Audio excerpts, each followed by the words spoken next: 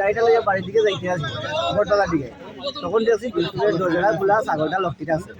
তখন আমি গাড়িটা ঘুরাইছি, ঘুরাইয়া লক ধরছি, সিগনাল দিছি, এ দাঁড়ায় না। তখন আমি মনে করছি ছাগলটা দেখছি এটা কই চুরি। এই অটো গাড়ির মধ্যে যে এই গাড়িতেই চলছিল এই গাড়িতে চলছে, গাড়িতে বিলকুলের দরজাটা খোলা আসলো আর ছাগলটা লকটিতে আছে। গাড়িতে টোটাল কতজন আছে? 3 জন। তো কয়জনের ধরতে পারছেন? একজনের দেওয়া, বাকি দুজন 2 জন বাড়ি। যারা ধরা হয়েছে তার বাড়ি কোন নয় জানো নেই? বাড়ি তো একবার কয় সিন্নাথপুর, একবার কয় উত্তরাঞ্চল, মানে কোনো সঠিক ঠিকানা কয়।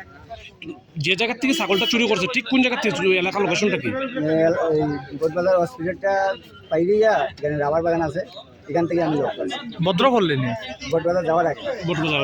তো তোমার সাথে তোমরা টোটাল কতজন তার পিছনে দাওয়া করছে? আমরা প্রথম 2 জন আসলাম, এরপরে মানুষের লোক।